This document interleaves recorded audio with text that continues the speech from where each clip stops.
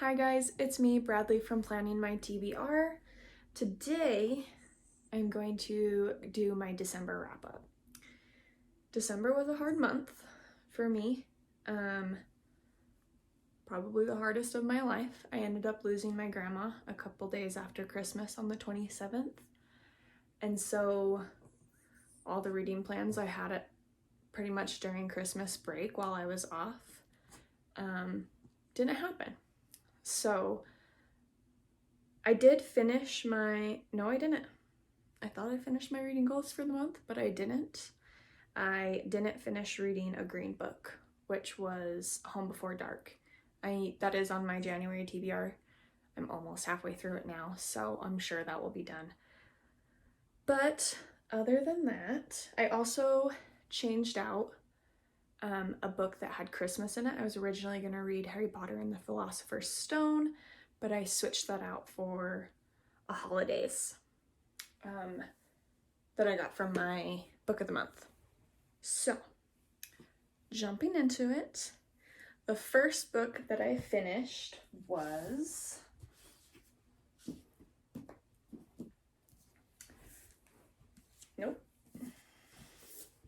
just kidding. The first book that I finished was Snot Girl Volume 1. Nope, that's also a lie. The first book that I finished, the last 50 pages that I didn't read in November, was The Invisible Life of Addie LaRue. So, like I said, I had like 50 pages that I didn't end up finishing in November.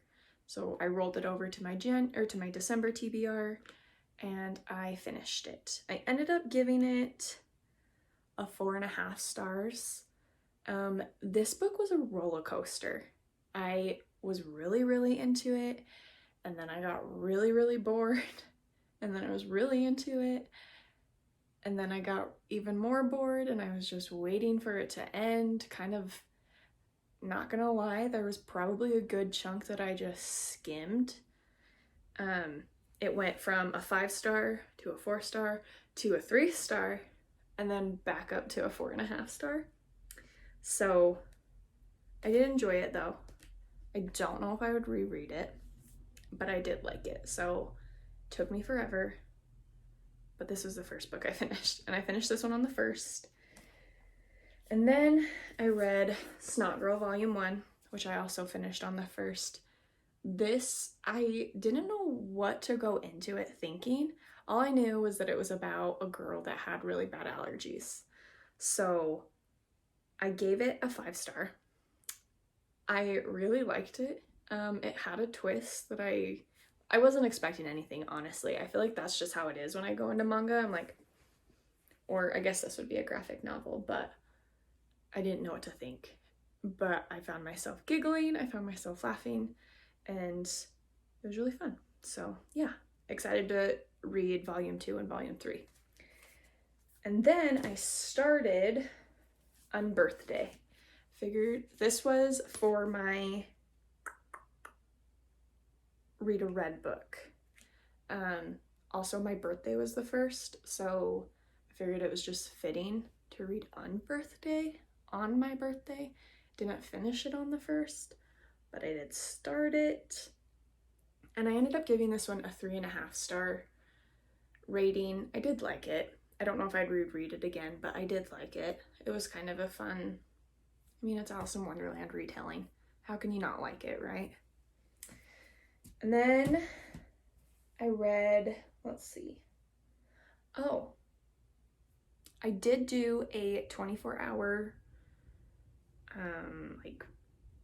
what is it called? A 24-hour readathon. I only read for like 16 hours because I did sleep and I didn't count the time that I was eating and the little bit of work that I did on that day too. So I finished Unbirthday during that readathon, as well as I finished Tokyo Ghoul 2, which I gave a 4-star. I like this series. I think it's kind of fun and strange and a little bit different. I'm excited to see what else happens. There's like 14 or 16 books in this series, so I'm excited to see where that goes.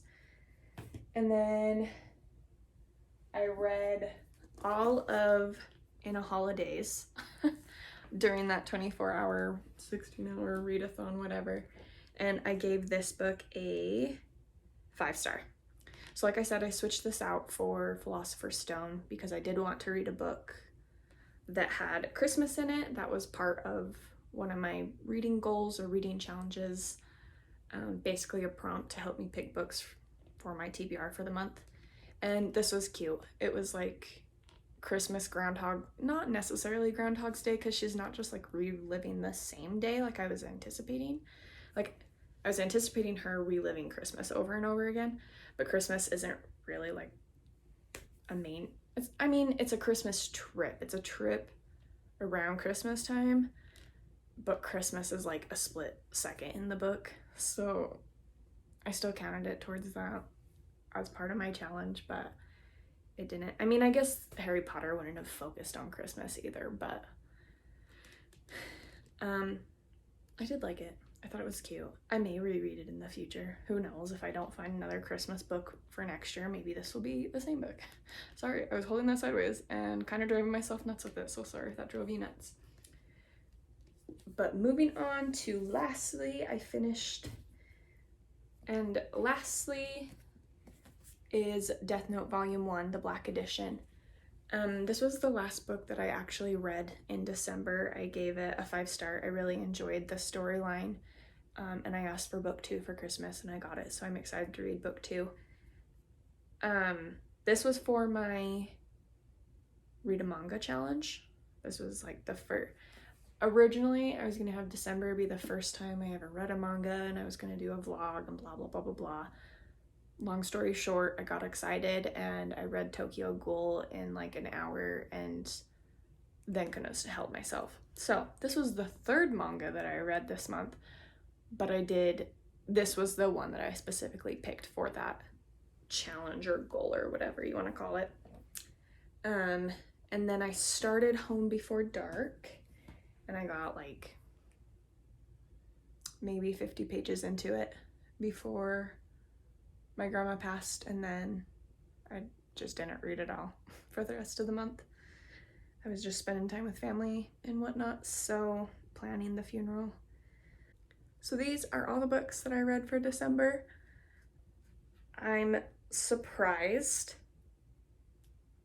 that there wasn't like, December was probably honestly the best ratings that I've had all month. So that's kind of good, right? I think most of my books that I've read in 2020 were 3 stars, max 4 stars. So the fact that I had a couple 5 stars this month was kind of more fun. Definitely enjoy reading higher rated books than lower rated books. But yeah. So I hope you guys enjoyed, and I'll catch you in the next video. Bye guys.